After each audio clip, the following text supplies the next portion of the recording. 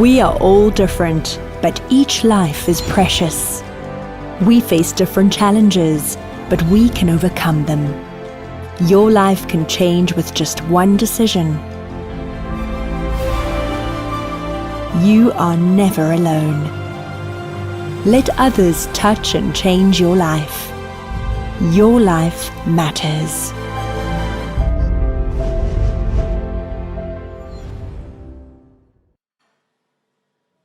Good morning to those who are watching us live, South African time.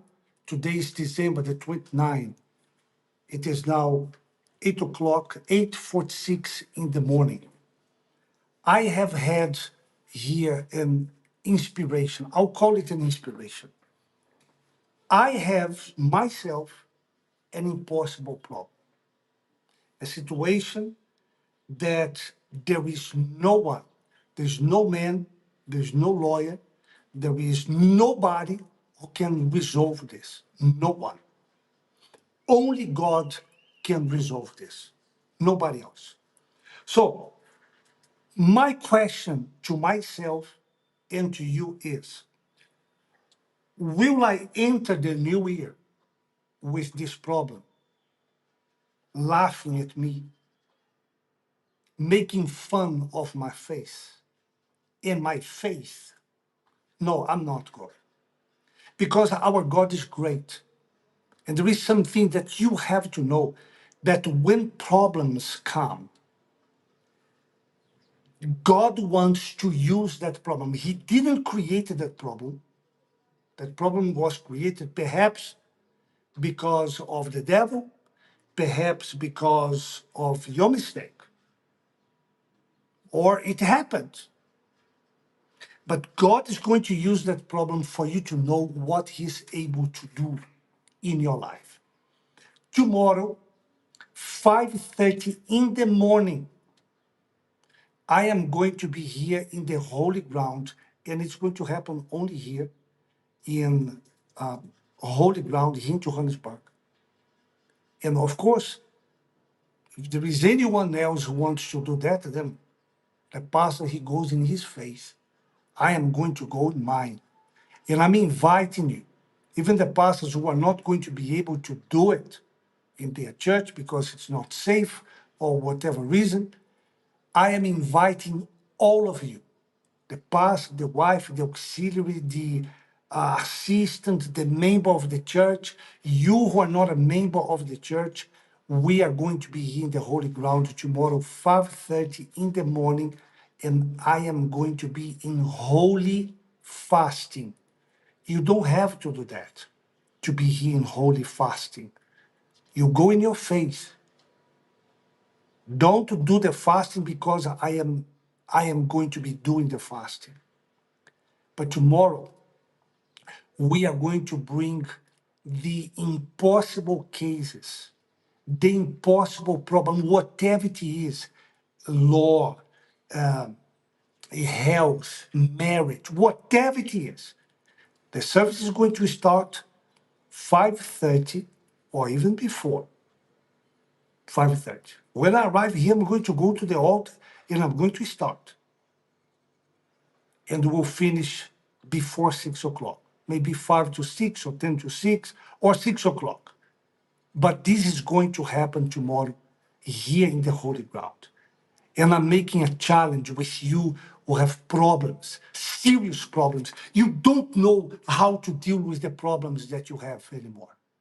You don't know. You have been in the hands of doctors, you have been in the hands of lawyers, you have been in the hands of people who tell you their version, but you don't really know what's going on. So do you want to be to be free, delivered of this problem tomorrow? So you are going to join me.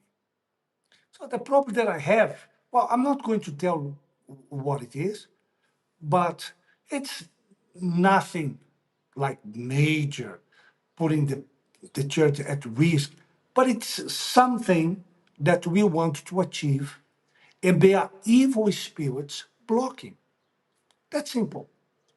Because the devil knows what's going to happen when this takes place. Just like when Jesus was crossing the boat, using the boat to the gathering, and there was a storm. Because on the other side, there was a demon-possessed man who would be delivered. Well, you tell me, was not the devil trying to impede Jesus to get to that side? Of course he was. And how do you think is going to be your life when this problem is resolved? So tomorrow, I am going to bring here a note on a piece of paper of this situation. And I have no doubt that it is going to be a great victory. And there is something else that I am going to tell you, but only to those who are going to be here tomorrow, 5:30. May God bless you all. And if you want to join us, you are invited. Go in your faith. What is your faith? What is your faith? Well, my faith, it is to be here. So that's it. This is the message that I had to share with you. God bless you.